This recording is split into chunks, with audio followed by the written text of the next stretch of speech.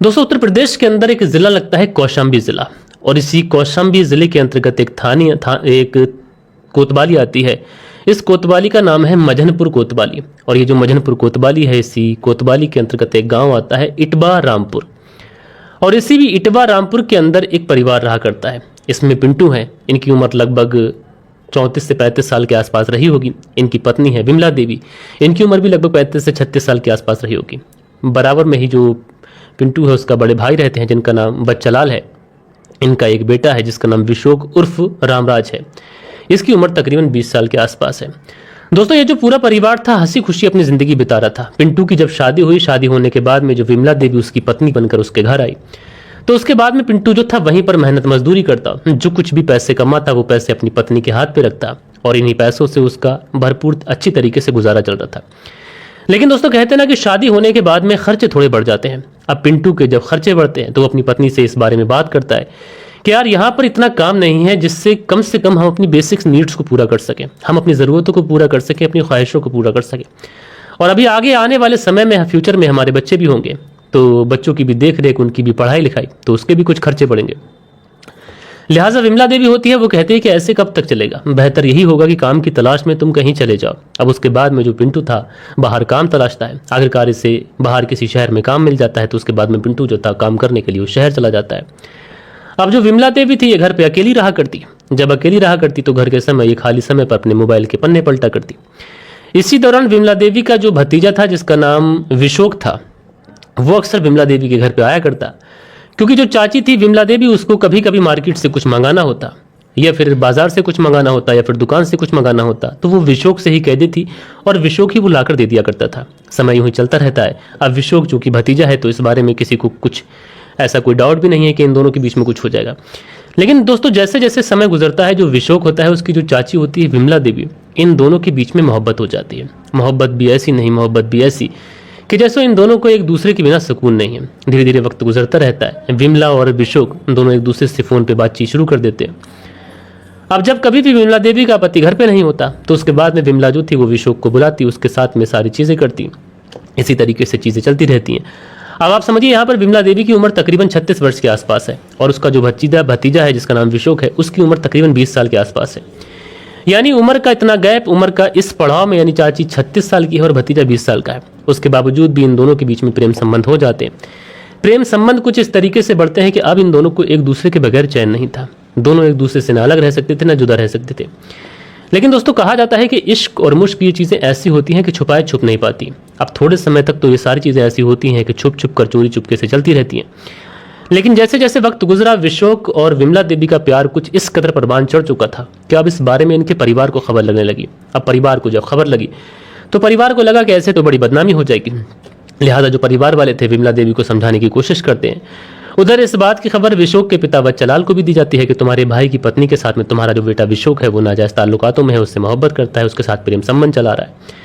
अब जब बच्चालाल इस तरीके की बात सुनते हैं तो अपने बेटे विशोक को काफ़ी ज़्यादा समझाने की कोशिश करते हैं कि बेटा, तुम जो कर रहे हो वो ठीक नहीं है। बेहतर यही होगा कि तुम्हारी शादी कर दी जाएगी, तुम अपनी शादी के बाद में अपनी फैमिली के साथ खुश रहना।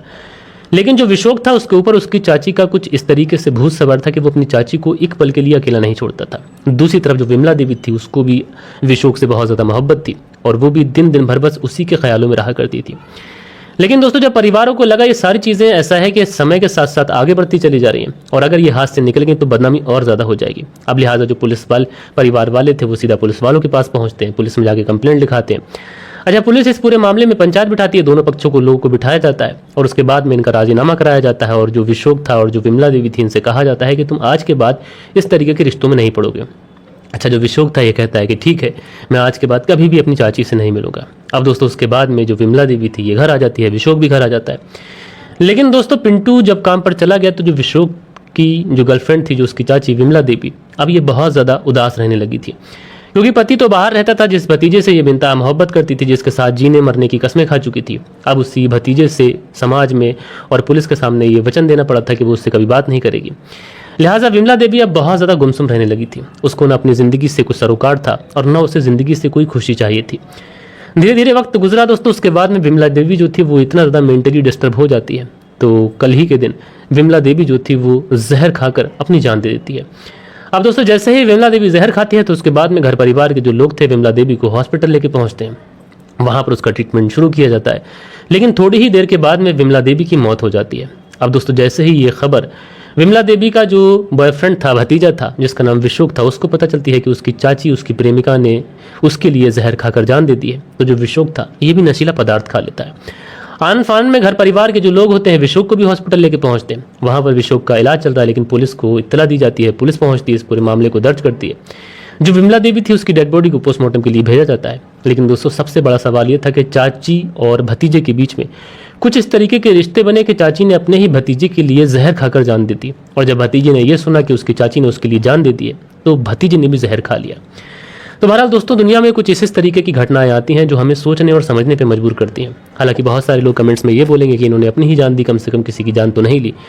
लेकिन दोस्तों जान तो जान होती है कि अगर महिला ने खुद से अपनी जान ले ली तो वो भी किसी की जान गई। कोई क्राइम कर किसी का कत्ल करता है तो वो भी जान जाती है। इसलिए दोस्तों कभी भी इंसान को अपनी जान पर नहीं खेलना चाहिए और ना किसी की जान से खेलना चाहिए। बहरहाल दोस्तों आप लोग इस पूरी स्टोरी को किस तरीके से देखते हैं, अपनी राय नीचे कमेंट्स बॉक्स में जरूर से जरूर दीजिएगा। बाकी दोस्तों कल के दिन आप लोग के कुछ बेहतरीन से कमेंट्स भी हैं, वक्त होता है कि आप लोग के कमेंट्स पढ़ लिए जाए। सो दोस्तों कल के दिन जो आप लोग के कुछ बेहतरीन से कमेंट थे, इसमें राजीव सोलंकी जी हमारी कहानी सुनते हैं, शुक्रिया। शीलनिधि जी कहानी सुनते हैं, मंसूरी भाईजान जी कहानी सुनते हैं, सुल्त्यागी जी कहानी सुनते हैं, बहुत बहुत शुक्रिया।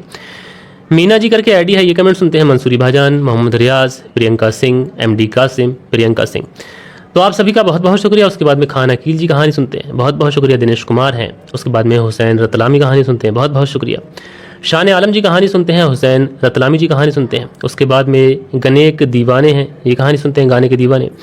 उसके बाद में शान आलम के 2 कमेंट्स हैं, दिनेश कुमार जी हैं, बहुत बहुत शुक्रिया। मंसूरी भाईजान, नरगिस बानो जी, मंसूरी भाईजान जी और दिनेश कुमार जी, आप सभी का बहुत बहुत शुक्रिया। नरगिस बानो, सुरेश कुमार, प्रकाश भारती और बालिश बिहारी जी, आपका बहुत बहुत शुक्रिया। उसके बाद में शरियन शर्मा हैं और दिनेश कुमार हैं और अभिषेक पाटिल जी प्यारा सा कमेंट्स करते हैं, बहुत बहुत शुक्रिया। मनदीप वर्मा की पत्नी जलंधर से सुनती हैं कहानी, प्रदीप वर्मा, बहुत बहुत शुक्रिया। राधेश्याम शर्मा सिरसी से कहानी सुनते हैं, बहुत बहुत शुक्रिया। और उसके बाद में अगला जो कमेंट्स है धीरज सिंह लिखते हैं, जय श्री राम बड़े भैया, तो बहुत बहुत शुक्रिया। उसके बाद में साहिल जी और सिद्दीक अहमद जी प्यारा सा कमेंट्स करते हैं और ये लिखते हैं, देर सवेर हमारे गुनाहों की सज़ा हमें मिलती है, बहुत अच्छी बात कही आपने, शुक्रिया आपका। दिनेश कुमार लिखते हैं, माई बाय फालसुला की स्टोरी। ऋषभ पाल सिंह है, प्यारा सा कमेंट्स करते हैं। उसके बाद में खेमराज भट्टी हैं, नसीर अहमद जी प्यारा सा कमेंट्स करते हैं, बहुत बहुत शुक्रिया। उसके बाद में मोहम्मद रफ़ीक हैं और उसके बाद में राज कोहली हैं और सलमान अंसारी जी प्यारा से कमेंट्स करते हैं, बहुत बहुत शुक्रिया। और ये लिखते हैं, आपके पास कहानी अभी नहीं है इसलिए उस्मान भाई आपकी और आप उस्मान की पहले की कहानी सुनाने लगे हैं। तो भले ही उस्मान सर मेरी कहानी सुनाते हो लेकिन मैं उस्मान सर की कोई कहानी नहीं सुनाता।